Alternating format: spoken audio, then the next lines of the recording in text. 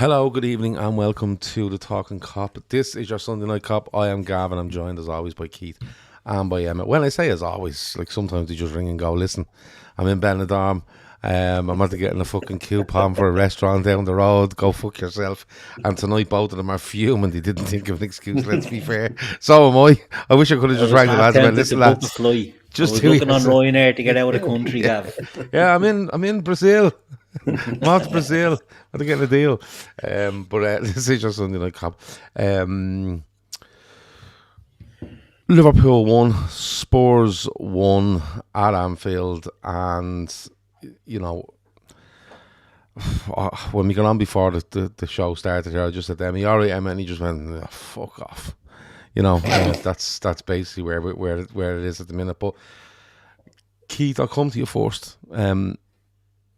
Like, I call this show let's cut the bullshit, because any talk around this team of, you know, well, maybe this and maybe that, you know, it's all a load of bollocks. Let's be fair. Yeah. It's all a load of bollocks. Like, I was delighted.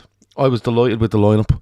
Engamo, delighted. You know what I mean? All right, Gakpo thing, he's holding Ekatike for the weekend or the midweek fight, but Gakpo, what's his face, Frimpong.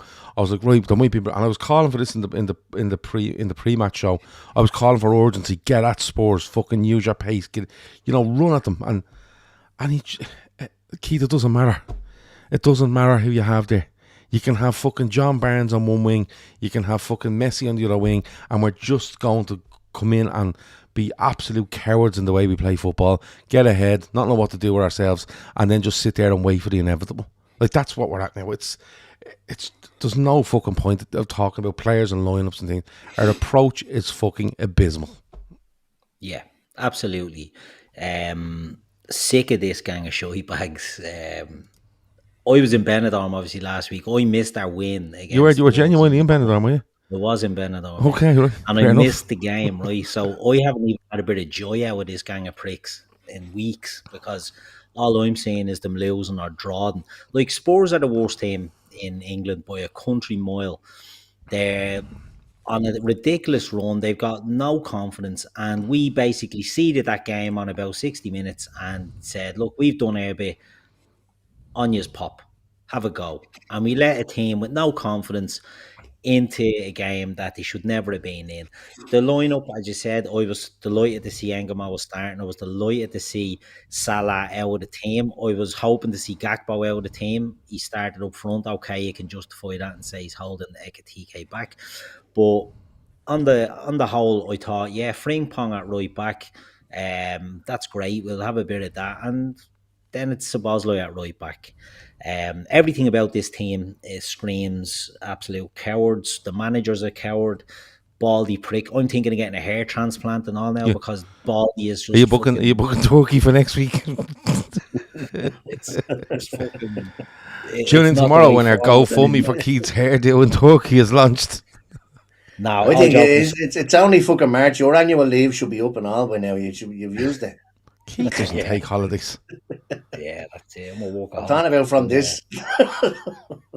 No, it's all joking aside. It's very frustrating. We've done this show for years, and it's been predominantly good times. Do you know what I mean? And it's been rare that we've had to, talk about absolute shite. You know, for example, like when I started doing this show, Klopp was the coach. So, I've been spoiled.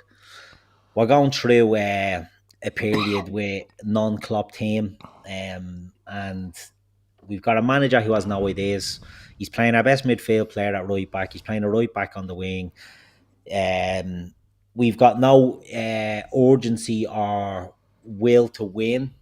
We got 1-0 up. We're all over Spurs. Spurs aren't really offering anything. They don't have a sniff. They're not even getting touches in their box. We have Engamo terrorising them. We're getting the ball to Engamo. He's running at them. I don't care if it's getting too predictable, because he's running at them, and we have absolute zero from our wingers all season with running at people. So I'm happy for them to show us the naivety of youth and just keep running and doing the one trick all the time, because he had urgency and he had pace and he was direct and everything else. He had tricks. he was everything we've been missing on the wings all season. As soon as we made them changes, and we ended up with, and look, I don't hate Mo Salah. I just hate seeing him at the moment because he's not the player that we've all loved over the years, and it's very harsh to start digging him out now when he's gone through a blip. But when we ended that game, and whether we thought Wirtz or Frimpong were having the best games, I thought they were doing all right. And you see them coming off, and you see Jones, Salah, and Ekitike coming on. It look harsh on Ekitike, but he fucking made the balls of 4-on-2 at the end as well. But it just made me nearly say, I don't want to watch this now. Do you know what I mean? Like, I'm looking at it and I'm like, Brenzy, for example, you know Brenzy. Brenzy's put in there, can't believe we've made 3 changes on the Bermuda Triangle on the pitch, and that's Gakpo, Salah, and McAllister. And we just look so flat and devoid of ideas and any creativity when they're on the pitch. And it just beggars belief how we're letting a team like Spurs, who are on their arse, absolute shambolic. They put a keeper in during the night and whipped them off after 14 minutes. A keeper, by the way, with a man of the match performance in his debut against us, and they've thrown him to the Wolves. They're a team with no character. They're full of injuries. They've got a manager who's an absolute bag of piss, and we have literally scored and put them the foot on the throat and decided to let them back into that game today. It was a disgraceful performance by Liverpool. I believe managers should get a chance. I am disgusted he hasn't been sacked. I am sick of Arne Slot now at this stage. We're not getting any changes. We're not changing. We're not seeing anything different. In fact, we're seeing the same shit over and over again. Even when he makes a change to the lineup, it reverts back and we're looking at the same crap over and over again. I just can't think of any positives to say about this Liverpool team. All right, there's flashes, there's players, as you touched on, Angamawe. We love watching Florian Wirtz, for example, but in general, you know, Szoboszlai free kicks apart, this team are absolute shite. Mentality monsters, me arse. They're like, we've an attack there that are like the killer instinct of a bleeding vegan pacifist. They have absolute nothing about them. Can't watch them anymore. I'm out. I'm retiring from football, retiring from podcasts. Get me the fuck out of here. I'm going back to Benidorm. I'm going to buy a bar in Benidorm and just live over there and watch rugby for the rest of my life. Absolute gang of shy bags. Having said all that, Keith will be back here next Sunday talking about the defeat of Brighton. Absolutely. Emma, a few people in there are mentioning, you know, slot and arrogance and stuff like that. I don't even think it's arrogance. I genuinely don't think it's arrogance. I genuinely think it's just a lack of ideas. It's probably not a lack of ideas because he's fucking mixing everything up at the minute and putting players in. But it's you look at him.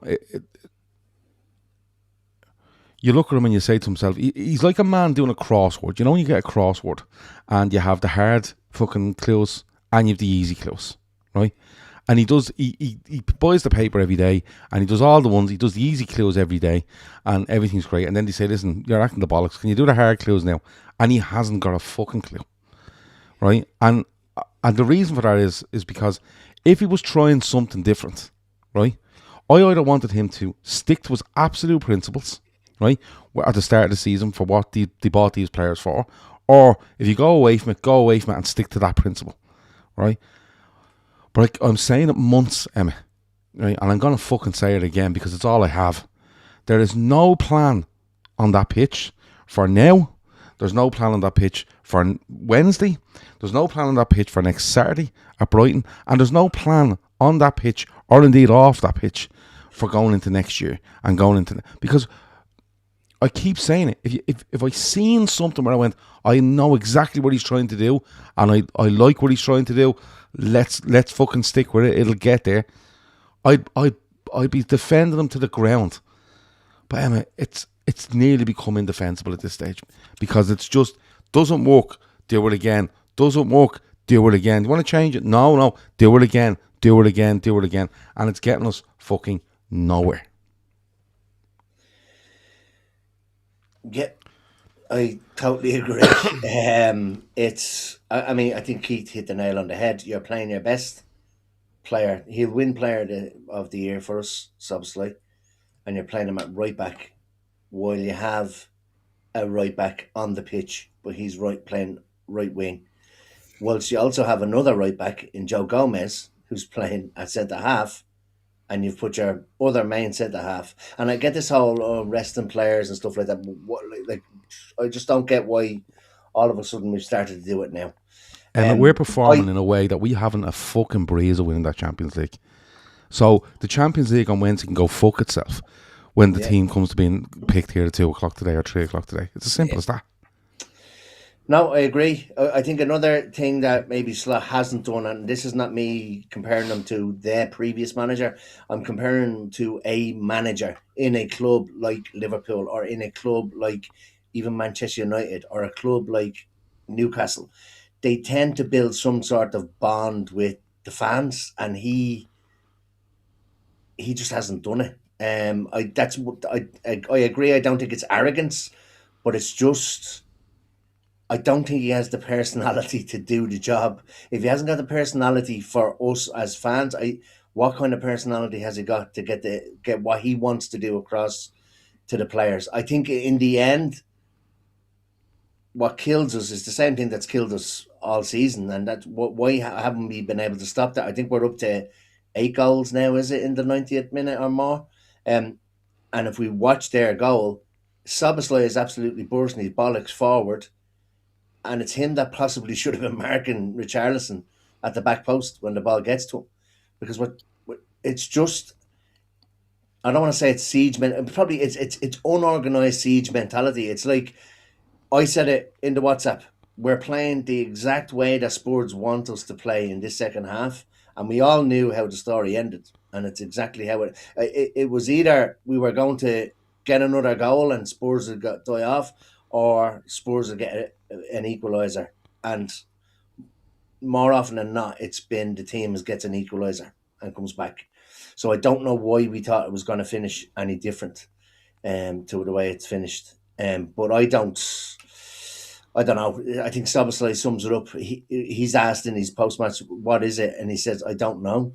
If I knew what it was, I'd tell the lads and we'd play better. So to me, that, like, does anybody know? Because I certainly don't. And the reason why when you came on before we went live and I looked at it, I don't know what to fucking say anymore. Like, we've had too many of these shows. I know we have to come on and do it, but I do not. I'm with you. I do not see how he turns this around at this stage. Can't. He's not going to. It's and Keith is right as well. Is that we said that we give him time, and we've all given him a little bit of time, but we're talking like, and everybody will say this is since last October. Like, there was signs of this in the back end of last season, and I'm not talking about when we won the league. I'm talking about even beforehand. There was signs of this kind of behaviour. So look, they're not going to sack him before the end of the season. But why? We're stuck with. I don't know. But because I don't think Emma, I don't see them. Yeah, but hold on a minute. And I really don't care now that people come on and go, you know, why do you want them gone? It's not the Liverpool way. My bollocks, right? At the end of the day, we're playing football that is fucking cat's aids, right? It's fucking melodrama, right?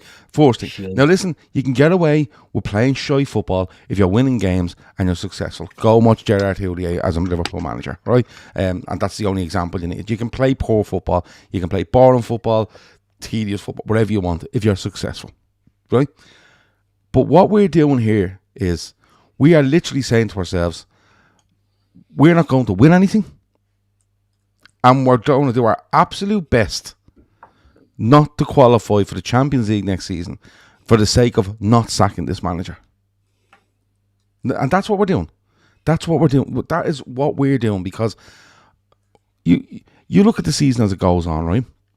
And I'm not even going to mention mitigating circumstances anymore, because we've gone through all that, and that's absolutely fine. But my thing is, you can't keep trying the same thing and expecting different results, right? You can't. And what he's doing is he's going out every week and he's going, right, we get beaten by Wolves, right? Went out, slow, tedious fucking football, got beaten.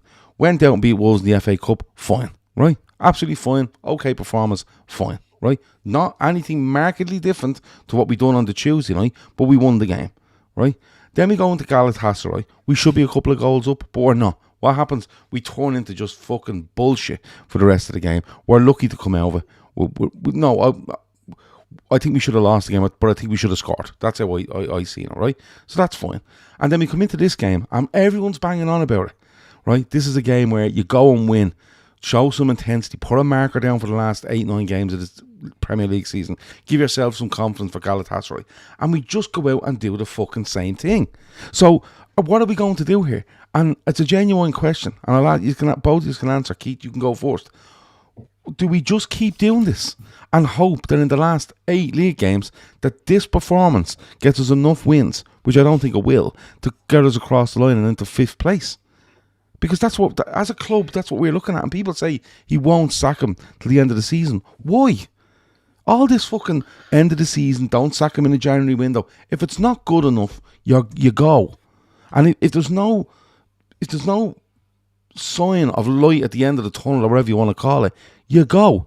It becomes untenable. Keith, it's untenable. I think it's untenable, but I don't think they'll sack him. I just don't think it's in their nature. Well, then you're protecting other people, aren't you? Hughes, what? You're protecting other people, i.e. Richard Hughes and more, if you're not sacking him. Yeah, like, people say Richard Hughes should be sacked. Richard Hughes won't be sacked. Do you know what I mean? Richard Hughes won't be sacked. They're hanging the hat on Arne Slot, and they'll look back at his tenure and say he was a title-winning manager. But he is. You know, at the end, exactly. That's like history will show. It's the same when Arsenal win this league, playing horrible football with set pieces. Nobody will remember that in a few years. It'll just say that Arsenal were the champions. So Richard Hughes will say, well, I hired a title-winning manager and we won the league. And then we had a difficult second season and we moved them on. That's what will play out here. Like, he's not going to get kept on. I think if he's not removed in the summer, I think, you know, they will see a noticeable drop off in the appetite for match tickets. Someone put in today that tickets went on general sale that were being sent back. Do you know what I mean? Like, we've all tried to get match tickets before. Yeah, we've all tried to get match tickets before. You're nearly having to sell a kidney to get the fucking things. But even aside from that, right? Maybe your ability to get another manager goes down. But there's a manager available. Like, there is a manager available. Xabi Alonso was there. Now, not everyone wants Xabi Alonso, but Xabi Alonso is not attached to a club at the moment. It's not like you're saying, well, yeah, but we're hearing all this waffle during the week. But we're hearing all this waffle during the week, Keith. That they're fully backing him and they think he's the man to get us out of this. And if they were to try to replace him, the sort of person they would look for would be someone that fits the Arne Slot mould. This current mould is somebody that's sending teams out on the pitches with no intensity. They lose every second fucking ball. They don't press. They look a mess at the fucking back. They go in front. The arse falls out of them. They go behind. You can forget it, right? And teams literally, Keith, turn up and go, stay in position, lads. It'll be fine. Don't worry about it. Yeah. There's a game plan. There's a fucking... It's written in stone how you can beat Liverpool. Just stay in the game as much as you can and just pummel them with fucking long balls and throw-ins and everything else, and they will wilt because they have the mentality of jellyfish. They're an awful gang, and we can blame Arne Slot an awful lot. Like I said, I've gone to the point now where I think he should be replaced immediately. But you know, the players should know how to put in better performances than what they're serving up. We can blame Slot on picking the team, putting Szoboszlai at right back and Frimpong at right midfield. We can blame him on setting a team up, you know, to play a certain way. But these players are going out there. They should be better than this. They should have more minerals to be going out in games and to say, right, we can take pressure. We're the title-winning team. We have players that have won multiple league titles and Champions Leagues in that squad. We can take a bit of pressure. We knuckle in. We, batten down the hatches and we just fucking get stuck in. They don't. They do it once in a while, once in a blue moon, and you get fooled into thinking that they've turned a corner. How many times have we come on here and tried to be positive and say these have turned a corner? They haven't. Liverpool have no ideas at the moment, and that's the worrying thing. It's too easy for teams to suss us out. There's not much sussing to be done. We're going in with, players playing... Ryan Gravenberch is an excellent player last season for us. Arne Slot had a lot to do with a tweak of his position to get the best out of him. Well done. this year hasn't been as good. We've got Alexis McAllister, who I constantly say I'm a big fan of, hasn't been as good this year. Curtis Jones fell out with him. Our midfield, absolute poison, and we're playing our best one at right back. Like, the shite that's coming out of this camp at the moment, I would get rid of him, because people worry about Xabi Alonso. And look, it's not going to necessarily be Xabi Alonso. I just said they're talking about someone in the mould of Arne Slot or whatever. People are worried about Xabi Alonso playing 3 at the back. Couldn't give a shiny shite if Xabi Alonso comes in here and wants to play 3 at the back. Because so what? Like, what we're getting here is an absolute bucket of shite, and any change will be welcome. If Xabi Alonso was to come in the summer, people are talking about Luis Enrique. I think we'll struggle for Xabi Alonso, never mind Luis Enrique. So we're getting to a stage now but where... if you want, but you're saying, right, if you struggle, just sorry to cut across you, but you're saying you struggle to get Xabi Alonso. If you want Luis Enrique as your manager, you want to go in with the best version of Liverpool you can. If you go in for Luis Enrique, so why are we just deciding that it's only 8 games, or it's only 9 games, it's possibly 10 games, and we just let this roll? If you want Luis Enrique, you remove your manager, you put an interim in place, and you go, look, go for it. Don't give a fuck. Just go for it. Just go for every fucking game. And if we can get 17, 18 points out of the last fucking, or whatever it is, 9 games, let 20, 21 points out of the last 9 games, we'll make the top 5. And we can say to Luis Enrique, listen, it's all yours. Bang. But he's not going to turn and go, yeah, I'll do Europa League. He's just not. No. The Europa League, we'll be fucking lucky to get the Conference League the way we're going. It'll be bleeding 2 o'clock on a Monday games in Gibraltar against the fucking Love Island All-Stars the way we're playing at the moment. And that won't attract the big managers. Are we going? That won't get us. What? Do you want to go? Yeah. Oh, my God. I'm into the travelling, so you know what I mean? It sounds like a good one. Yeah. Much of the flights from Benidorm to Gibraltar. I don't know. We get a little pedal, or we'll make our way over. But no, it's, you know, what's the end game here? Because stinking the gaff out and stagnating for the rest of this season, like I said, and finishing and rolling the dice and hoping we land where we land. Like, are we looking to strike fucking gold in a bottle and get some unknown manager again, like Slot, that can win us a league again out of nothing? That can't be the plan. No. Like, the plan has to be better than that. You have to be looking and saying, we've spent a lot of money on players here. We need a coach that's going to come in and mould this team. I just fall on Alonso all the time because of his relationship with Wirtz and with Frimpong. I just think it's a natural fit. And his link to Liverpool player. Yeah. You know, it's to me, it's a no-brainer. But we get a lot of people don't like it. But you come out when you get him and you say, look, Xabi, there you go. 6 or 8 games left in this season, a Champions League. Fuck Interim. Come in and you sort that out. See who you want. You look at this squad now and you see who the cowards are in this squad. You see who has the balls, who's going around the changing room with that towel over their bleeding shoulder, and who's hiding in a fucking back row because they're just afraid of their bollocks, and get rid of them. You keep the players you want. You keep the ones that are cock of the walk. Virgil van Dijk, when he's winning, he's great. When he's fucking losing, I'm seeing a different side of him. We're seeing so many of these players that just look like fucking losers at the moment. And I think I would be getting a manager in now and saying, look, you make your mind up on these. Have 8 games with them. Have a look at them and see who you want out. And it will back your decision. If you want to get rid of Alisson and Virgil and Mo and Robbo, and not going to happen, I'm just going through the big players in the team. If you want to get rid of them because you feel that they're sort of done, we will back you to the hilt. But you go in there and you make that call. That's what Liverpool need to do. Alternatively, you get an interim fella in and you just say, look, you secured us that Champions League because we're going to go for the big fella in the summer. At the moment, we're going to get fucking nothing. We'll end up with Brendan Rodgers at this rate. And that's the best we can hope for. I just can't get the thought process behind. They won't do it until the end of the season. Like, if we were winning a couple of games but it's just so flat.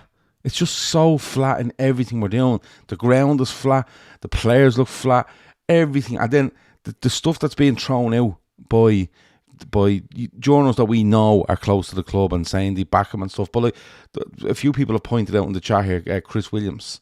You know, now I don't know how reliable Chris Williams is, but the point isn't that, right? For me, the point is that people are coming out with this, and this is where you start to become one of those clubs. We've seen it at Spurs for years, we've seen it at Arsenal for years, we've seen it at Manchester United for years, where Chelsea are a mad shop altogether. But when things are going badly, right, people will look and go form and look and this and that, and then it starts getting to the internal things within the club. That's when you know you're in real fucking trouble. Now, Chris Williams actually put this stuff in. 2 quotes.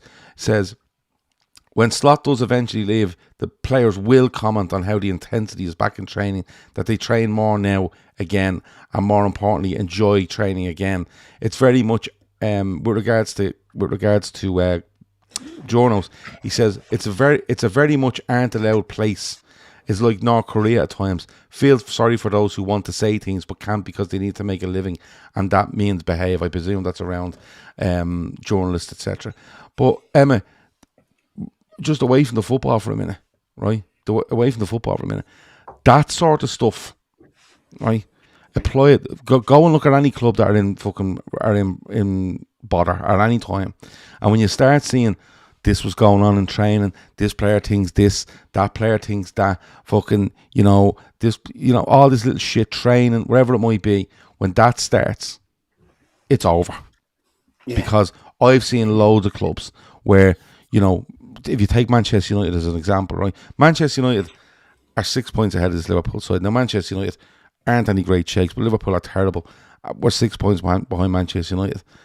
But take them as a club, Emma. Under Van Gaal, under Mourinho, under Ten Hag, under Solskjaer, right? Under Ruben Amorim. All the time, go back, look at the timeline. This player didn't want this player didn't want that. Staff are saying this, insiders are saying that. And it starts gathering. And as it starts gathering, right, that there must be some truth in it. There has to be something in it. It's not just shit storing. A lot of it can be. But that's very worrying. I don't know how reliable that fella is, but he's clearly a journalist that's coming out and saying. Williams is a decent journalist. Well, I don't know much about him, but Emma, that's not as big as worry as the football, because the football is the biggest worry. But when that shit starts, Emma, you have to start asking serious questions. Yeah, I mean, big time, and it goes back as far as Salah coming out and talking to the press back in end of October, November time, and that's when the noises kind of started. And it was around him being sold, or they're trying to force him out of the club, and we all thought, look, he shouldn't have come out and said it anyway. But when that happens, it's kind of thinking, well, hang on, this doesn't happen at Liverpool. We're literally becoming everything that we slag Manchester United about or criticise Manchester United about. It's toxic, this, it's that. I'm not saying it's gone that far. But the Jones situation is another one. Yeah, it's not good. I don't. We said it maybe a few weeks ago that there's something else going on. Are the players playing for him? It's getting boring now. They just need to fucking. I think somebody said in the chat there that they won't, because they're protecting Hughes' ego. They won't sack him because they're protecting Hughes' ego. I saw somebody else say they won't sack him because they can't afford to. He's literally on 6 million a year. Like, they can afford 6 million to get rid of him. Unless they're waiting, I don't know, for maybe it's not Alonso. Maybe it's somebody that's not actually available now that might be available in the summer. But that's okay, Emma. That's okay. Just go and get someone else to take over. No. Games. Yeah, but can we stop the Gerrard talk, please? No, yeah. Not saying news, but, and I'm not only just saying this chat. I've had it all fucking day after the match in WhatsApp groups and stuff. He shouldn't be anywhere near it. Oh, look what Carrick did at Manchester United. Jesus Christ. Yeah, but hold on a minute. Hold on a minute. If you go back to October, people were talking about Steven Gerrard being an interim manager, right? And to be honest with you, I shot it down. And the reason I shot it down was, if you're going to be an interim manager, Steven Gerrard, first of all, it's a romantic thing, and there's too long left in the season, right? There's too long left in the season, and if it's actually not great for Steven Gerrard, to be fair, because if he goes in there and it turns into an unmitigated disaster, people will fucking batter him for it, right? But I don't care who they bring in now, because it's such a short amount of time that if you go in and you say, like, genuinely, and this might sound really simple, right? If you bring in someone and you just say to them, go for every game, and he walks into training and goes, lads, we're going to be quicker, we're going to fucking press teams, and I don't give a fuck what happens? This is what we're going to do. We're going to try to excite people. We're going to get on. We're going to get the crowd up and see where it takes us. Fine. I'm absolutely fine with that. What I'm saying is that it can't be any worse than what's happening now, Emma. It can't be. Our last 2 league games have been Wolves away and Spurs at home, right? And we've taken 1 point, right? Yeah. Between them, they've gathered 44 points all season. Between them, we're currently sitting on 1.69, 1.7 points per game we're sitting on. 1.7 points per game. And the Villa side that Gerrard had, which has 9 players, I think, still in the... Well, 7 players in the starting 11 that he had are now currently in 4th position in the Premier League, and he left them in 17th. So, like, I just think put anybody else in charge. I don't want him anywhere near it. I know you're saying that anything can be better. Put me in charge. I do not want Steven Gerrard near it. It's a romantic appointment. You might get 2 or 3 wins out of it, but it's not going to last much longer than that. Yeah, but they're not going to do it. I don't. Yeah, I don't. They've done it already with Kenny, and they seen what happened with that when they made that permanent, and they won't fall into that fucking trap again. But the thing I think most people lean away from Gerrard is because if he goes in and wins 7 of his last 9, right, or 7 of his last 8, and then people go, well, just give him the job full time. But that's not the remit, right? The remit is that if you're waiting on a Luis Enrique or you're waiting on whoever the fuck it is, what you're saying is you're saying to Steven Gerrard or whoever, you're coming in, just to let you know, right? You have 8 league games. You have potentially whatever Champions League games and potentially whatever FA Cup games. So overall, if you're to go through, you might have 15 games, say, for argument's sake. I don't know the exact number. And that's it, right? You'll be fucking, handsomely rewarded if you get to where we want to be. If it doesn't happen, there's no skin off our nose. Thanks a million for helping us out, right? I don't think the club would be like that. You see, we're worrying over. We're worrying over when you're seeing Solskjaer get it and Rio Ferdinand going, get the contract out. So Liverpool ain't going to do that, right? But come here, there's people on record now that said Carrick should not be getting this job. That was before he kicked it. They kicked the ball underneath him, and now all of a sudden, everybody's asking for him to get the fucking job. So you can say from now, sitting here saying, if Gerrard comes in, we're told he's only getting this amount of games, whatever. If he goes and wins a few games, everybody will be calling for him. And I think in the long run, that's Liverpool, forget if it's Gerrard, right? Forget if it's Gerrard. If anyone come in and won 8 games and 9, you go and give it to him. Fucking, Jay Spearing could come in and manage the fucking team, and if he won 8 out of 9, you'd be going and give it to him. But that's not how it goes. Liverpool just come out and go, we are bringing in X player till the end of the season while we work on candidates to be full-time manager. And this person that's coming in is not in the running to be the full-time manager. He won't be in the running. We're going to look at candidates now. That's it. That's all you can do. Michael Carrick, it's very simple what Michael Carrick's done. Michael Carrick's come in and went, listen, we're playing 4-3-3 and you're all going to run about a bit more, and that's basically it. And that's all they're doing. They're genuinely just working harder. Look at the time they beat Man City.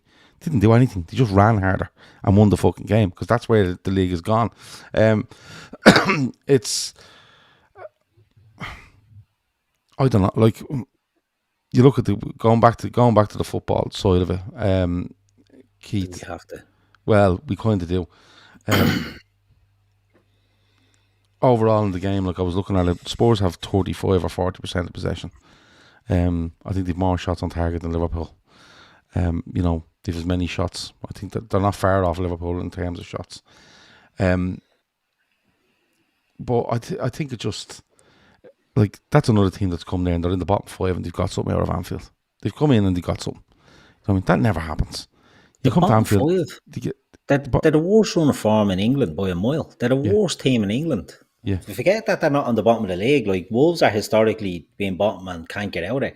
This Spurs team they've lost 6 in a row before they came to us. And we just gave them a lollipop to rub their hair and sent them on their way. Fucking disgraceful. Yeah. And, like, it's hard to assess something when if you looked at a Keith and you said, oh well, we tried this and we tried that, and we're a bit different there and we're a bit different there, and just give him credit for trying it and it didn't kind of work, and these things happen, but it's not that, is it? It's not that. Spurs benefited from that today. It's like his last 4 or 5 games, or wherever he's played a different way. He comes to Anfield, changes his formation, which I think probably caught us on the hop to begin with, and that's why we had Ngamawa on one side and we had Frimpong on the other side, because they were normally playing 5 at the back or 3 at the back or whatever, and we obviously thought that there was going to be space in behind them, and then they came and they played 4-4-2, and that maybe caught us off guard a bit, but it goes to show you, Mr. Slot, that you can actually change the way you do things and improve a performance. So yeah, the performance today is down to Liverpool being poor, and the Liverpool being Liverpool the last 6 months or whatever. But Spurs did up their game. It wasn't like that they were Spurs of last week. They came and they upped their game a bit, I'll say. Not fantastic, but they did, and that fucker Richarlison always plays out of his skin when he comes to Anfield. But it's as much that Spurs probably upped it a bit as that we were just bleh again. I think they were slightly better than they have been in other games. So Spurs in the worst run in England, right? Possibly upped it a little bit. But that's what I mean. Yeah. Anfield with a draw. Yeah. If they had upped it just a little bit more, they'd got and changed formation the way he's been doing things. Yeah, so he went from a 5 to a 4. That's it. Yeah. But that's the point. You can actually change. You're saying you want to see Slot maybe either do something. No. I don't give a no. Or stick to something and do it better. No. What I want to do at this stage, it does not matter what formation he plays. And it doesn't matter what personnel he puts on the pitch, because that formation and that personnel are told to go at a fucking walking pace around the pitch with the ball. All right? Hope for a moment to get a goal, which we got today. It was a free kick, right? We get a moment, we score, and then what we do is we just continue with that pace, and then we just drop and let teams get into it and turn it into a fucking kicking match, and then turn it into a bit of a tennis match going up and down the pitch. That's exactly what Spurs wanted. Like, if you said to Spurs, what do you want today? They'll say, well, look, if we can get to half-time 1-0, right? If we can get to 1-0 at half-time, we'll stay in it. We'll throw a little bit more caution to the wind, in the second half, but we'll make sure we stay in it, turn it into a scrappy game, okay? Then turn it into a bit of a mad game, because we know they're susceptible, and I think we might get something. And genuinely, that's what they said before the game. It played out exactly as they planned. And this is what I'm talking about. Teams that are that bad are dictating to us what way games are going to be, A, played out, and B, what the outcome is going to be. Liverpool Football Club at Anfield against that Spurs team are being dictated to, because Liverpool's unwillingness to play expansive football, run beyond the ball, put balls in the fucking box, put a foot in, chase people, win a second ball. That they are dictating to us. That's it. They're dictating to us. Like, honestly, do you know what I mean? There's teams, Leeds, Burnley, fucking Sunderland. They're all coming to Anfield and they're deciding what way this game is going to be played, which is fucking nonsense. And the reason they're allowed to be is because we go onto the pitch, we become all passive, and it's all fucking play around and knock it around. It's like an exhibition game, and then something might happen. You go, oh well, we scored, or even worse, they fucking scored, and then we go, oh, what are we going to do? Well, I'll tell you what we're going to do. We're going to take Kanate off. We're going to throw Chiesa on, and that's what we're going to do every fucking week. We are being dictated to by these teams, right? At Anfield, not in terms of, it's not even a case of we're being outplayed. They know they're inferior to us, right? But the way we play, they go, it doesn't matter, because we're going to decide what way this game is being played. It's fucking mental what's going on. And genuinely, and I know this is a bit of a prick's question to ask, but if this was any other team, you'd be sitting there laughing your bollocks off, going, do you know what? I hope he fucking 100%. Stays. I hope they fucking keep him. Right? So why isn't it the same for us? And I don't want all this Liverpool way nonsense. That crowd today. That crowd today were booing him at the end of that game, right? Yeah. And I'm telling you now, and refuses to acknowledge it. If you think that everyone in the Kop stood on the Kop and loads of season ticket holders are going 30, 40, 50 fucking years, if you think none of them, if you think all the Kops stood there and none of them booed, right, and looked down on the rest of the ground going, that's not the way we do it, you are mad. You're mad. So that's where we're at. Yeah. You're right. We would laugh at any other team in this predicament and have done. Yeah. Have taken joy over the last few years at Manchester United, at Arsenal, at other clubs, at Spurs, at Chelsea, basket case clubs. We are a basket case at the moment. How quickly it changes. Yeah. How quickly it fucking car up on us, I tell you. But Keith, do you think this squad is useless? Do you think no, sorry, I'll rephrase that. Do you think those players on that pitch, right? On that pitch are, if you looked at them, you go, well, that's their level. No, not even close. I don't. But I think some of them are struggling all season. You know, Salah, for example, hasn't been right all season. I think some of them. I don't think Salah has down tools. I just think he's more so fallen off a bit of a cliff. Whereas, because I felt even last season, second half of last season, he'd sort of declined somewhat. But I think some of them have down tools, and I fucking hate that. To be honest, I don't care who the manager is. I hate that shit where players down tools, because people pay to watch this crap. You know what I mean? And you might not like the manager. You're here for 5 years, 6 years, 10 years, whatever. You know, people live and die by this club, and yeah, I fucking hate to see players down in tools. I think a lot of them have down tools. I think he's lost the dressing room without a doubt. Like, there's no way he can stay on. He's lost the dressing room. It's clear as day. Too many players are not performing, are not putting in the effort. So, you know, you look at them, and for Liverpool to be this bad after winning the title, and the Jota thing, people are too quick to dismiss that now. It's not the reason why they're shite now. It's the reason why the mentality at the start of the season was wrong and that pre-season was I agree. You know, I'm sick of people saying, oh, you can't use that as an excuse. That is an excuse for how the season started. It's not an excuse for how these players I don't like to use the word excuse. I like the word reason. It is a reason. It's exactly a reason. It is. At this stage of the game, it's not. It's coaching, it's preparation, it's performance, it's attitude, and everything else. And that's down to the players, and that's down to the manager. And they all have a share of this blame. Can you sack the players? No. Can you sack the manager? Fucking sure you can. You block Johnny Hoytinger coming back into the club. So to me, that was a sign that this fella is out the gap in the summer. Do a fucking now, because this is shite. He ruined Mother's Day today for all the mothers, for anyone celebrating. He ruined international loads Mario Day on Wednesday. Loads of Maz leaving the pub at 6:30 tonight when they should have been staying on for Dickie Rock. You know what? It's International Recycle Global Young Hoppers were on. Day next Wednesday. Young Hoppers were on. The cunt ruins everything. Lorry Hearts and music bingo. Get rid of them. George Michael tribute. No one at it. All the Maz sick with the result, went home. But the thing is, right? The thing on this is that the reason I ask you that is because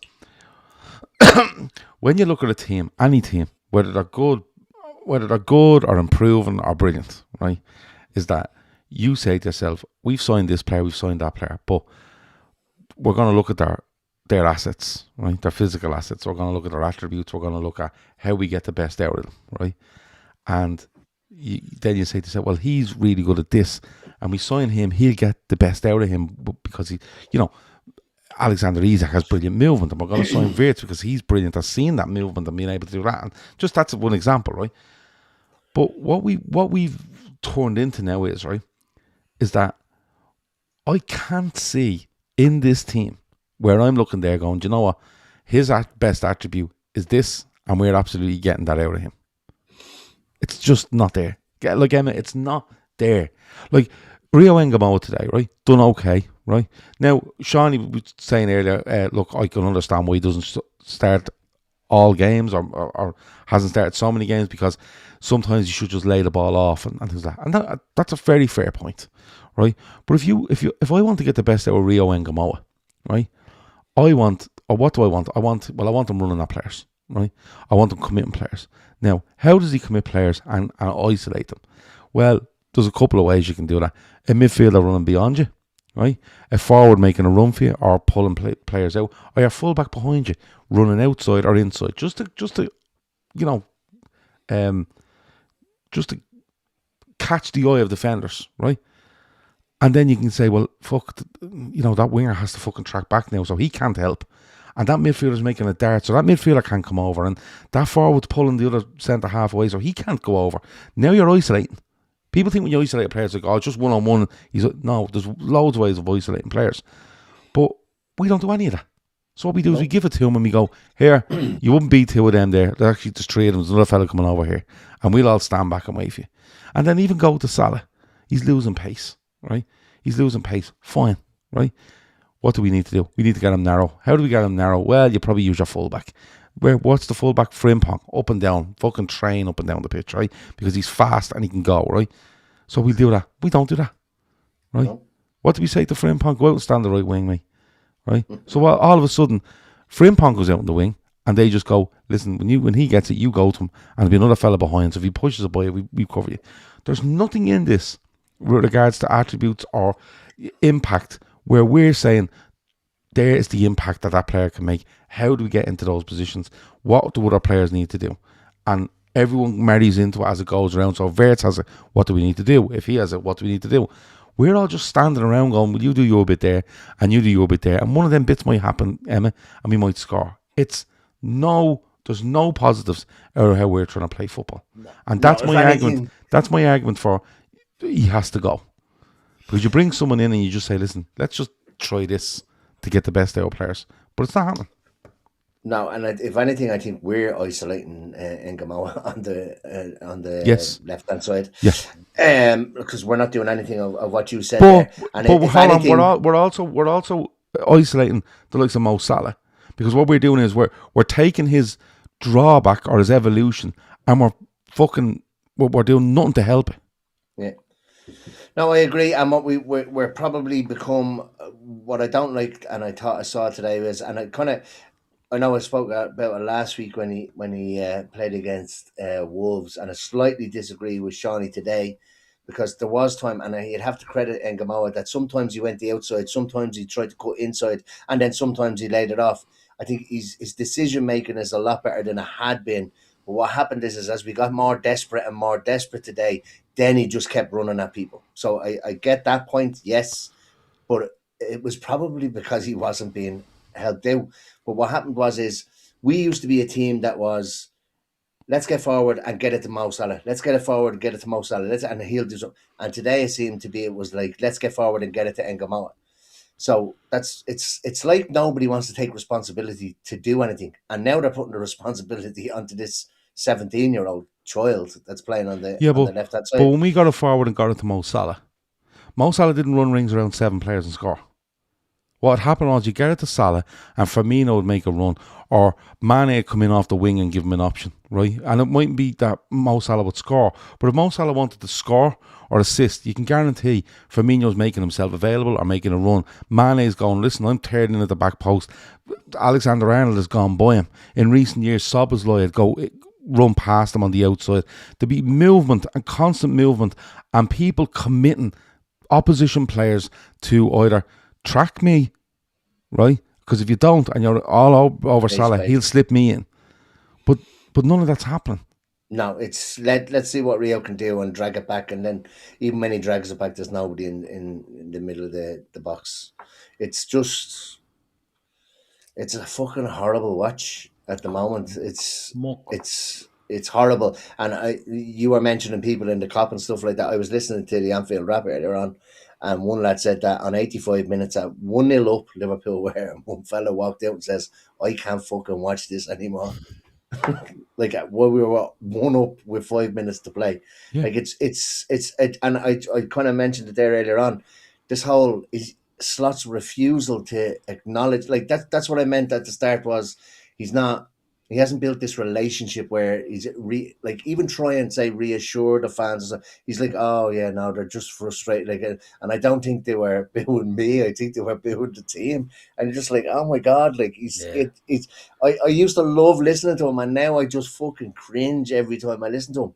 So I get what people are saying, that he doesn't have a personality or he's stubborn and stuff like that. I think at this stage now he's out of his depth, majorly out of his depth. And he's drowning, and they just need to put him out of his misery. Or do you know what you do? Hand in your fucking notice, like, do you know what I mean? Like, just you're not walk handing away. that in. You ain't doing that. No, I No, know. not for the dollars.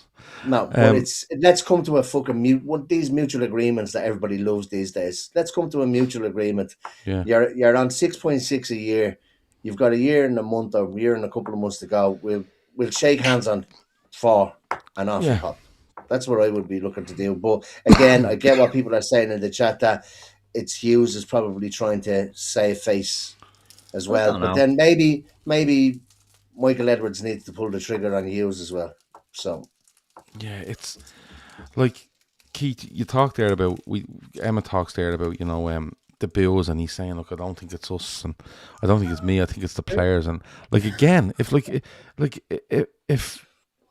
Van Gaal came out and said that, and he probably did when he's at United, because he said loads, you'd be going, this fella's fucking bananas. You know what I mean? And you'd be getting onto your United mates going, what is going on here? Do you know what I mean? But Van Gaal said good stuff, and he was like, he was coming out. Yeah, remember one of the press conferences? Didn't he have a big round the press conference one time? It was fucking fantastic hook, and we laughed about it for ages. And all that sort of yeah, stuff. he's fucking mad. But that makes you wonder then what's going on in the background, Keith. Because if he's coming out and saying that, is he saying it to try to deflect because he's being told, listen, by the way, Arnie, if you're out, we're all fucking out. You know what I mean? We'll all get the fucking bullet here because we're the team that put it together. And if it's not working with the money spent, blah blah blah, like we're all gonna get the bullet. Like, and I've seen people saying, Richard Hughes' name being mentioned massively, and he left us short of players in the summer and stuff like that. And to be fair, look, when we got to the end of the summer, I think we all thought one or two players more probably should have been there. But at the same time, it's gone beyond players, Keith. It's just what we're going out there to try to do.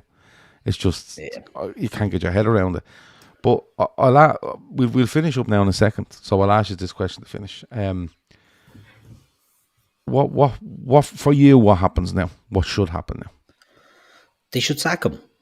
They should sack him because it's gone past. He's not going to fix that. And I've given him the benefit of the doubt for a long time, thinking the players are letting him down. Blah blah blah. He's not going to fix that, and we've seen hard proof that he's not going to fix that. Last season, we all loved him, as Emmet said. We were listening to him and thought, this fella talks sense. It's like the Emperor's New Clothes, when they told the Emperor that, here, put this invisible jacket on you and go in the nip in it, and everyone will be like, oh yeah, geez, that's a nice bit of fashion, a bit of haute couture. After a while, they're all saying, this fucking prick's going around in the neighbourhood and he's just like a lunatic. And that's what Arne Slot is like now for Liverpool. He was cool last year. Now the shit hits the fan. He's absolute degenerate. Get him the fuck out. I don't want to be seeing him staying at Liverpool for any reason of any... he won the league, or Richard Hughes feels he's under pressure. If Richard Hughes feels that way, then he has to go, but he won't go. It's not going to. It's Michael Hughes is going to, or Michael Edwards is going to control that. He's going to keep Richard Hughes. They're going to have to just say, look, we're going to have to bite this one, get him the fuck out, and we get someone else in, because it cannot change. He does not have the capabilities to change it. And what we're seeing now, we're seeing a routine now where our changes are. I think Emma touched on it earlier. We're whipping off a Kanate and putting on a Chiesa. We're putting Van Dijk up front for the last 10 minutes of games. Like, absolute fucking poison that we're seeing. He will not change this. They need to get rid of him. I would get rid of him now. And I would say, look, again, I keep harping back. I'd be on to Xabi Alonso. I'd be saying, get the fuck in here now. Get the rest of the season. You can shape this team however you want. We spent our bollocks last summer. We have big players there. But if you feel we need to do more, we will do more. And we will, if they feel he's the right man, we will back you now. Or alternatively, if they've spoken to Luis Enrique and they think they can get Luis Enrique in, get an interim in. Steven Gerrard, I don't agree with because of the sentimentality thing, but I just think anyone at this stage who was not Arne Slot, who was not blaming the fans on things, who was not telling us that we hadn't won a title in 30 years and this shy. The stuff he's saying now is contradictory to when he was cool last year, and he, was the cool Dutch baldy fella. He wasn't like the United one. We're hearing a man who is talking absolute scutter now, and I think he has to go. There's no way back from, in my opinion. Like, the players he's lost the players. Like, I don't agree with the whole Mo Salah thing. I think Mo Salah was in the wrong. Curtis Jones was like, what the fuck is going on here? Like, how was Curtis Jones suddenly offended him this much? It's clear as day that the players are not playing for him at this stage. Get him gone and get someone else in. It's the only thing they can do. Thanks for the title. Great memories and all that sort of stuff. Over the years, he'll be remembered as a title-winning manager at Liverpool. Good luck at Herenveen or wherever the fuck he ends up, because he's done here. Emma? Yeah, I agree. And if Xabi Alonso is the man, well, then get him in now. Like Keith said, give him these 7, 8, 9 games to get his eye in, see what he needs in the summer, and then back him in the summer. But I don't know. I can't see Luis and I like as much as I'd like. I think it should be between Luis Enrique and Xabi Alonso. I'm not 100% sure whether Enrique comes to Liverpool. He'd be probably more likely to go to City. I think Fabregas has Arsenal or City written all over him as well. He's a shareholder at Como as well, isn't he, for fuck's sake? So I think if it's Alonso, do it now. And Alonso's had, a couple of months off now. Just let him come in and let him find his feet with the last few games of the season.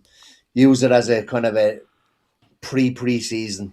See what he needs. If we get Champions League, look, we weren't probably going to get Champions League football anyway if we continue on playing this way, so it's not probably the end of the world for him either. So similar to what you said about Gerrard coming in, look, give it a go. If we get it, we get it. If not, we go again or whatever next year. And that's the way. Yeah, I just think get somebody in now. But I would prefer if it was the permanent manager rather than an interim manager. The only way I want an interim manager is like I said earlier on, is that if we have our manager in mind and he's not available now and only available in the summer, well, then you go with an interim or caretaker or whatever. But if it is Xabi Alonso, get him in now. Okay. Megan says... Can I just add one thing? Someone said there, Alonso rumoured to turn them down last year. Will they go back for him? Surely we didn't go for Alonso last year. Surely that was 2 years ago. 2 years ago. When he won the league and he stayed on. I can sort of understand that. I don't look at that. He'd won the league and he was heavily linked. He won the league undefeated. First time in their history. The way the story was thrown around, you can believe it either way. The one story that was thrown around was that Liverpool had long looked at Arne Slot and he was the man, right?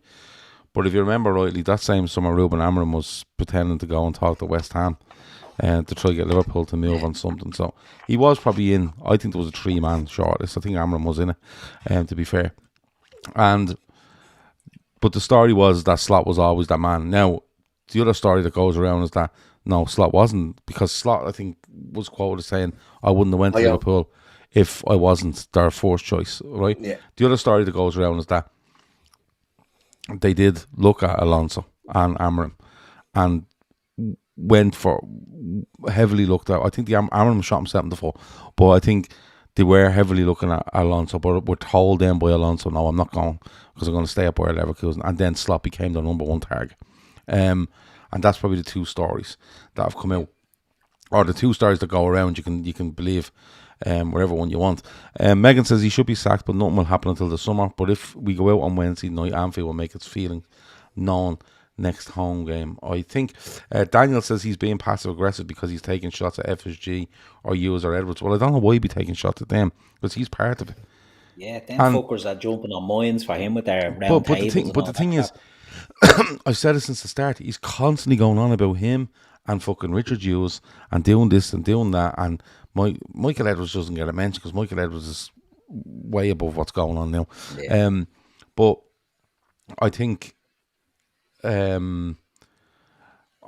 don't know what he's doing and what he's saying. It's been going on a few weeks For me, I'm with you, Emma, and I'm with Keith in it as well.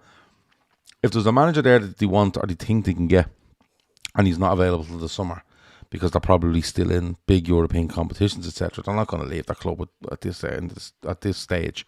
You put an interim manager in. If Xavi Alonso was your man, you put him into Liverpool tomorrow. And that's it. You do. Absolutely. You sack him, and the next day you tell him, and Xavi Alonso's your new manager.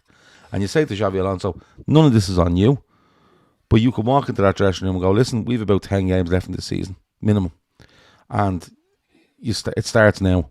If you want to play with Liverpool next season, you better get your fucking arse in gear. And we're not tip-tapping around anymore. We're going in and we're going to play fucking intense football. We're going to press. We're going to move at pace. We're going to take fucking risks. And defensively, you're going to have to do a lot to cover, and attacking-wise, you're going to have to do a lot to cover ground. And that's it. And that's what we're going into. And if you like it, great. If you don't worry about it. Because in 10 games time, I'll know you don't like it, and you won't be here. And the players get a job interview, right? And that's what happens. But like, imagine he's let it run to the end of the season, and we end up finishing 6th, and he put Xavi Alonso in as the manager. Yeah. Like, there you go. In what world does that make sense? Yeah. Do you know what I'm saying? One hand tied behind your back. Good luck. It does. It's exactly what you said, Gav. If you get him in now, the boys are basically putting themselves in the shop window for their Liverpool job. Whereas let's not get to the end of the season. They then bring in Alonso. He has to make decisions on players based on training and pre-season friendlies. But not only that, the players that are looking and going, take Dominic Szoboszlai out of contract in 2028, is it? So he's getting into that zone where he's going to have less than 2 years left in a couple of months' time. You're telling Dominic Szoboszlai, listen, I'm here now. You didn't like what was going on. This is the way we're going to fucking play. And if that suits you, let's talk about contracts. If it doesn't suit you, let us know. And we'll make money, because we're going to make bank on you. We're actively not going to sit and let you run this down for 2 years. Do you know what I mean? And we're going to become cunts over these contracts now. But I just don't know how anyone is looking at this team and saying, yeah, I can see where they're going. I don't know how anyone can look at this team and say, do you know what? In the long run, this will work. It's just not there. There's nothing there to suggest that. And I think they're in a very, very precarious situation. I think Jono said it's that bad. I'd take Gav as manager. You wouldn't. You'd only out drinking. You know what I mean? Players will train even less if I was in charge. There'd be no training, okay? And there'd be no subs either. You wouldn't have to pay our subs or anything like that. It'd be free. Players wouldn't have to play subs. Sinanakoi 4610 says we'll beat you on Wednesday. There's every chance of it. He's a Galatasaray fan. There's every chance of it. Just stay in shape. Shame on you if you don't. Stay in shape, Sinanakoi. And then just kick the ball really straight and high and long, and it'll bounce around for a bit, and then someone will put it in the net. That's usually how it works. But I don't know, a lot of people in the chat seem to feel that possibly his time is up. Listen, by all means, leave a comment afterwards or whatever. We've read through a lot of them. I've put a lot of them on the screen and stuff like that. But I think today, when we were doing the preview the other day, I thought that this was a watershed moment for Liverpool's season.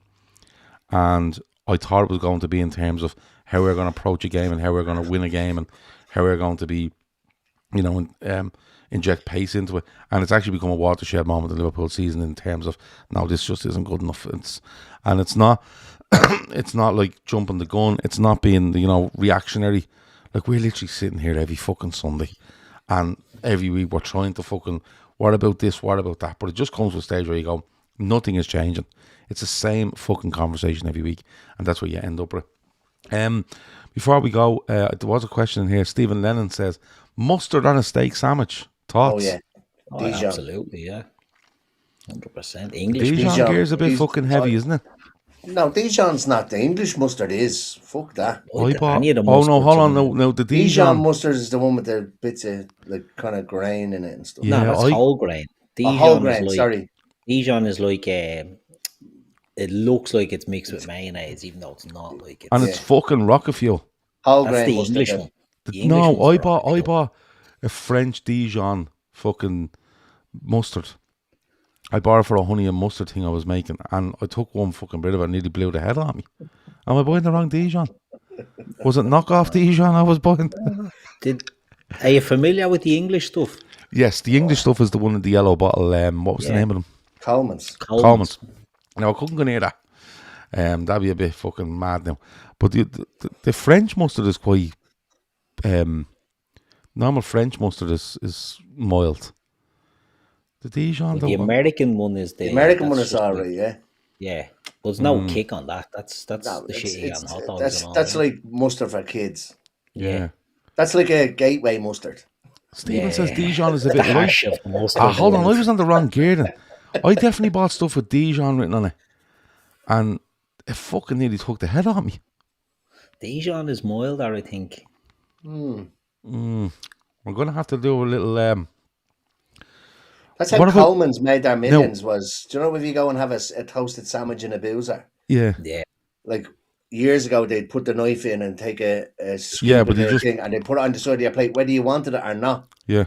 So fucking Coleman's made an absolute mint because pubs around the place were just putting a dollop of mustard on every plate, and sure they weren't scraping it back up and putting it back in. Yeah. But Vino says Dijon is mild. Yeah. The gear I bought wasn't mild, lads, unless I just can't take that. So, but how would shops look at it now? I'm not going to go down and buy all the mustards. Well, I mean, until you do, I don't think you can have a skin in this game, Gavin. I'm gonna present to you my skin in this game by saying, if I went down and just opened up the mustards in the shop and just took a little bit out of each of them, you know, like you used to be in the shops where you go around the odds and there'd be someone standing there, somehow and it'd be just making sausages in the shop, and they go, "Do you want to be right?" And you go around a few times. Yeah, you just keep going around the same one. You keep going, "What are you going on? Milk." Keep forgetting the milk. 6 laps to get one sausage. Yeah. Six laps of fucking the cooked ham oil. If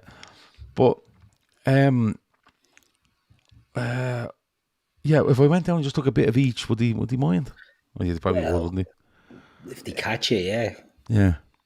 I'm not going down to buy all the mustards to prove that Dijon is indeed not going fucking... I think you need... I mean, it's not like you have to buy an awful lot of mustard. I think you've just to buy, like, Dijon, English mustard, and whole grain. No, the common stuff I know is mad. Yeah, mad gear. I know that. And I know there's a yellow bottle that I think it says French mustard on it, and it's really... No, it's French's. It's an American... French's. That's the American mustard. American mustard. Oh, is it? It's called French's. Yeah. Right. Is that what you got? The American one, I think it is. Right. I know that's really mild. Right? It's kind of a bittery taste. It's what you put on hot dogs. Yeah. But then in between there was a jar, and I'm nearly sure it said Dijon on it. So I'm going to have to check that out, lads. I'm going to have to confirm that, which is... Because I'm nearly sure it was fucking mental. I had to mix loads of fucking mayonnaise with it to get the mild levels up on it before I put on what I was just walking with. So anyway, are you putting any sort of mustard on a steak sandwich? Absolutely, all the mustards. Yeah. Are you? Oh yeah, I love mustard on a steak sandwich. Gorgeous. You see, so if I was to say to you, you're building a steak sandwich, is mustard definitely going on, or are you just, if I had to put mustard on, I would? Well, I mean, I like horseradish as well, which is another, of the mustard varieties. Is it?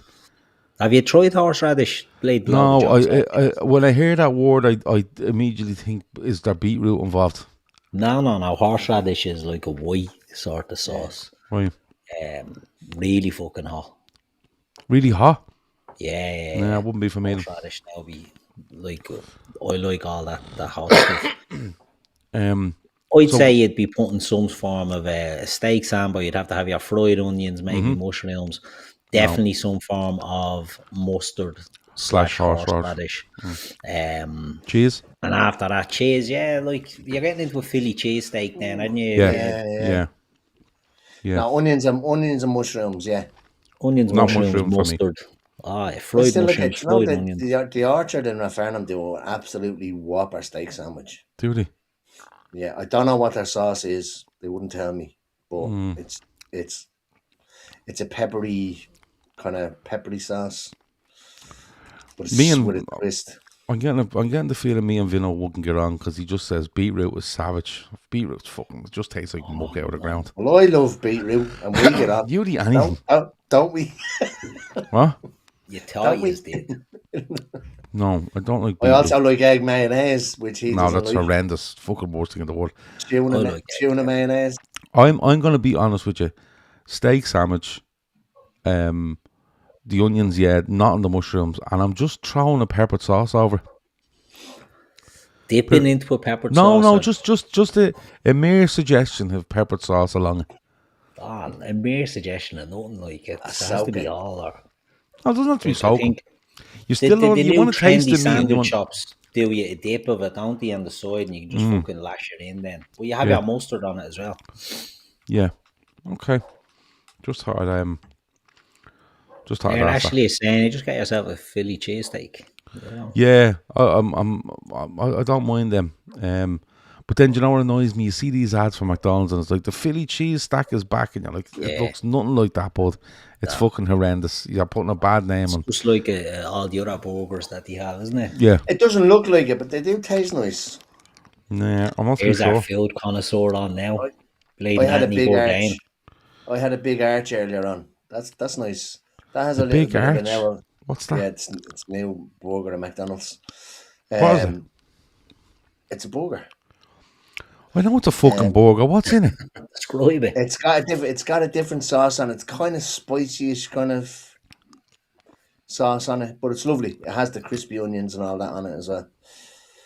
Right. It's the burger that the CEO of McDonald's pretended to take a bite of there 2 weeks ago. Did you not see that video? No. The CEO of McDonald's pretending that he eats McDonald's for his lunch. Huh. And the chap looks like he's never held a burger before in his fucking life. Okay. I don't know what a big arch is, but there you go. Vino says, who said beetroot in a stew? Call the guards. The guards at the rang. Oh, Jesus, beetroot. It Just sounds like a Polish stew or something, doesn't it? Like a borscht or something like that. there's one something for you now. Borscht. I was in the shops the other day, and the shop I was in had a very dedicated area in the shop to Polish produce. Oh, there's loads. Very of interesting. Brazilian sections Yeah. and all. And let me tell you, they have a serious crisp game. Yeah. Yeah. They love pickle and everything. And if you Yeah, like everything Layers is pickled. crisps, get into the Sauerkraut. Polish area. They're mad into it. Mad for the Layers The crisps. bread is lovely. Yeah. Yeah. Everything's in a jar of vinegar. Like if it's not And in a jar I've of never vinegar, seen watermelons as big in my life than in the Polish shops. The Yeah, fucking they're size quality, of aren't it. they? You could hollow them out and fucking rent it out for $2,000 Yeah. a month in Dublin. Like, seriously. Hollow it out and just sit on a lake and go, yeah, it's a lake boat. It's a boat lake. It's one of those things. You can live on the lake. The Polish stuff is good. Matt is going into this. It must be this big arch thing, is it? 2 1/3 pound patties, crispy fried onions, cheese, big arch sauce, sesame seed and poppy seed bun. It's a good burger, but wildly expensive I paid €12.10, I think, for the burger. for Did the you get large, chips? the large meal. Yeah, Oh, so you got meal and a drink with it. and then I got a double cheeseburger for the drive home. You have to have something for the drive home. Oh, here's a question for you now, and Emma's gonna love this. I'd say he fucking told Madge to ask this. Where do you get the best burger in Dublin City Centre? GBK has closed down. See, I go to city centre. I wouldn't be going into. Right. I'd be more going to the likes of a Tuck In and places like that around. You like going to containers that are converted into kitchens. Yeah, don't but see, there's a new place now going to be opening up in Sandyford called the Hunger Hub, which is basically trying to get all of these lads that are running their containers. their food trucks, and they're trying to get them all underneath the one roof. So Right. you basically go and I'd say You you're have looking your- up. your I'd say choice. you're looking up apartments and houses to buy down there now. Too right he is. Buying a it's timeshare not a over million, there. not a million Um, miles away. The burgers in Tuck In are nice. I think that the trucks do some whopper burgers. Dylan says Hanson Burger or Dash Burger are both fantastic in town. So there Dash you go, is Match. supposed to be lovely. Yeah, never. I love just the chipper, bro. You know the burger in the chipper that just has loads of sauce and mayo and lettuce and whirly onions. You know, a burger. sloppy bleeding Yeah, burger. yeah. Rather than these big fancy oaks that are like this height and have a bleeding stick through the middle of them, and you take a bite of it and they fall apart. They're no use. Yeah, no use. Chip So, or so, Hoover. so see that idea is have a Sandiford load of me bollocks. Says Keith Plunkett, Rings End Cranky, 2026. cantankerous man on the Talkin Kop. Scrap it, lads. Yeah, That's all the we're prick gonna said, do this. scrap We're gonna it. do this thing in Sandyford, but then Keith Plunkett said it's all a lot of bollocks, so we just decided not to. There's another one. There's another one out there. One of these container lads, as I call them, and it was they were getting massive fucking exposure a couple of weeks ago. And I can't remember the fucking name, and that's how bad I am at remembering. Cool Was it story. Northside? No, they had a place like in Glasnevin, and then they were opening another place somewhere else, and people were going fucking mad about them. Like they were literally in an industrial estate in Glasnevin. If Dylan's in the chat, he'll probably know. Dylan will know, yeah. There Dylan he will know. is. Yeah. The Lido on Pierce Street. That Yeah. taco cheese fries over there is unbelievable. They do a Quality. good spicy curry sauce in it as well. Vino reckons the batter burger is one of the most underrated shipper menu items. Well, that's what Absolutely. a whirly burger is. Does Yeah, everyone know what a whirly absolutely. burger is? It's Yeah, but it's a batter burger in burger. buns. Yeah. What's the name of that place? Dylan will be able to tell me. I think it was in Glasnevin Cemetery. There wasn't Wingstop. No, wasn't that? It was like it was burgers. These lads sold big fucking burgers. Can't remember what it was called, but There's so many of them now. Like, they were going. No, they were going on about it. I'm sure if I looked it up, I could find it. And they were banging on about it because they were opening up another place. I can't remember what it was. But yeah, look. So we've done the steak sandwiches, haven't we? And we've done best. I think we've looked after Madge there for our best burgers. Boss, was it Boss Burgers? Was it Boss? could be Boss Burgers. There's one of them out in Glen of the Downs. Yeah, I think that's what it is. I think that's what it was. Yeah, that's what it was. Right. Anyway, anything else before we go, Emma? Yeah, I'll tell you a funny story. Yeah. So, John Alright was pissing rain this morning. Yeah. So my you didn't put car's a out washout, of did you? No. My car's out of action at the moment. So I was using Lisa's car to go to a match. And Lisa drives an Audi A3, which is small kind of car for me. 6'3", whatever. And 6'3", I had to go around to the... 210 pounds. Like the big show. Oh, I wish it was only that. So I had to go around to the football club because I was going to a match and get the tripod for the VO, get the jackets, the subs jackets, all that kind of stuff. You probably had to dress the captain because that's the way to carry on in Europe. You had to go around and dress him, take him out of bed and dress him. It was fucking pissing rain, and the tripod would normally go into the back of my car because I've got the little flap that goes down in the back seats. Yeah. So you put it in through the center of the car. Yeah. Lisa doesn't have that, right? So I'm like, how am I getting this 2.5 meter fucking tripod into our car? So I'm holding keys and I'm trying to force the fucking thing into the car, and I end up getting it in, and I throw the keys in onto the seat. Grant, and then I closed the door, and I went to open the door, and I couldn't open the fucking door. You locked yourself out? I must have pressed the lock button on the keys. Oh, so I'm standing there in the Pistons of rain this morning at 9:10, and I'm thinking, how the fuck am I going to get into the fucking car? So I tried the boot. So the boot opened. Grand, I'll get in the boot. But then I realised I had the kit bag and the jackets bag on the back seat. So the seats that would normally fold down, I couldn't get to fucking... So you had to try to go over them. So I had to try and whip out the partial shelf, they call it, isn't it? Yeah. And try and climb over. Fucking tore the leg off myself trying to reach in, and fucking eventually Jeez, you're like one of them. Remember that film Alive when the plane crashed? Emmet was like one of them lads trying to get out. The Andes. Yeah. So there I am, 9:10 this morning, driving over to fucking Baldoyle, absolutely dripping fucking wet and pissed off. And then we get beaten, and then Liverpool draw. And how did come on and talk? And how did you get the tripod up and all? Oh yeah, well I got the tripod up, but then the camera wouldn't start. Of course it wouldn't. Do you bring cameras to all your games? Yeah, everyone does. Do they? Yeah. Fair play to you. All right, well, there you go. If you're ever, don't throw keys into an Audi A3. That's what it is in the rain, especially in the rain. Keith, anything else before we go? No, nothing exciting. All right, no bother. Sick of talking about these cunts. So yeah, was going to ask you about music for this week, but you're probably still in the dregs of fucking. Well, I was listening to, it was Alice in Chains last week. Yeah, It's it was. more so Chris Cornell, Soundgarden, Audio Slave, Okay. Temple of the Dog this week. Still the same vibes, but another great singer. If anyone's not familiar with him, get on and listen. But as I was in Benidorm last week, it has been mixed up with a load of blade and tacky Euro dance shite as well. Yes. So, we're getting a bit of the old Just as you're Vanga just trying to boys wean and all. yourself off Benidorm, mate. Wean myself off Benidorm, yeah. In That and all saying the that, cream you have to take after coming home. going into a blade in a nightclub, a few of the lads, and we're going in. Right, we're going in here. We went in. There's a Take That tribute band on, and Oh, a few of them fantastic. like, I'm out of here. Not staying. Hold on. We're staying and listening to this. They were bleeding great, I have Really? to say. Got about the last 3 songs. Yeah. Fantastic. Good Did you stuff. tell Sticky Vicky we were asking for her? Sticky Vicky passed away. Oh, our daughter has is taken over the on mantle. show now. Well, okay. Right. Didn't go to the show now. No, but Take That were fantastic. So if anyone's planning a trip away What was the this name summer, of them? I don't know. We just got in at the end of them. Just heard a right. few of the songs. Fake That. I was going to say, I always find it amusing the names that the people come up with for the tribute bands. Yeah.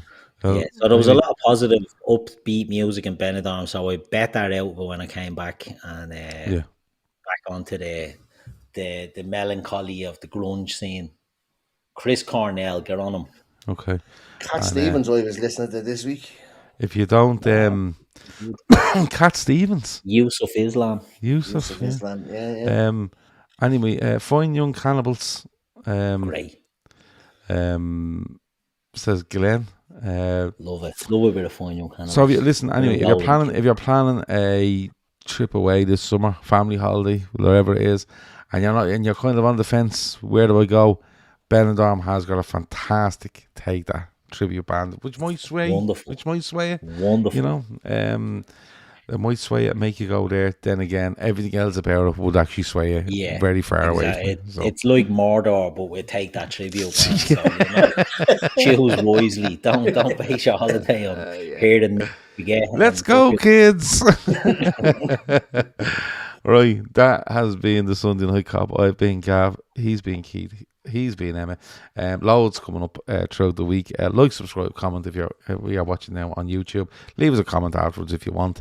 And if you want to join our Patreon, the link is in the description. And we'll have loads there as well. As much as you see on YouTube, you get the same amount again on Patreon. Just one thing though, a lot of people have been saying once or twice that when they're watching YouTube, the ads keep fucking popping up, right? Ads just randomly fucking popping up, like literally stopping the stream so you can watch ads. We have never changed the setting in our YouTube, but what I think has happened is, and I've noticed it, in terms of the revenue that you get, revenue just keeps dropping and dropping and dropping. And what they do is they literally bring it down to nothing, so they force you to put ads on to try make money. We've never changed. So if ads come up, it's not us doing it, because you actually have to click buttons to put on, and we tell them that we want ads on manual setting, which means that we set the ads after the live is finished. So if you see ads during the live show, it's 100% not us, but they're literally squeezing, and I'm not the only one. I've talked to a couple of people that have YouTube channels, and they're squeezing people so much that they're literally going to end up with people either giving up on YouTube, or just having to put ads into live streams in order to make some revenue. But at the moment, as it stands, we've changed nothing. We don't like them. We don't like doing that. Justin says you need YouTube Premium to avoid that. Well, there you go. It's a way of it's a double barrel thing, isn't it? Get creators to fucking put it up, and then you buy YouTube Premium so you don't have to see it. So they're making money all the way around. But as I said, loads coming this week across YouTube, across Patreon. It's not nice doing this on Sunday nights, but we try to have a bit of laugh. We try not to get too annoyed over it. I think we've picked up Emmet's spirits. I thought Emma looked horrendous at the start of the show. I was contemplating all taking sorts. up fucking tiddlywinks or something. Yeah, so. I think we've if nothing else has come out of the day, all of us, myself, Keith, and all of you in the chat have lifted out Emmet's spirits enough to the point where he uttered some words, because it was literally he was a mute at 10 o'clock. Right, I think we've saved Mother's Day. I think we might have. Do you know what? If your ma was out They're all heading back out. Yeah. All right, we're at the watching the Talkin Kop. Right, yeah, we're back out for last orders. But listen, if your man was out and Liverpool, Richarlison equalised and all the ma's went, I'm going home. You've ruined me day. Play this for them tomorrow, and you never know, might make up for it. You know, just play it. Say, yeah, you wouldn't watch that. Them lads are all right. You never know. You might get some brownie points out, but then again, you might get a slap in the head for making them watch us. That's been it. Talk to you in a bit. Over and out.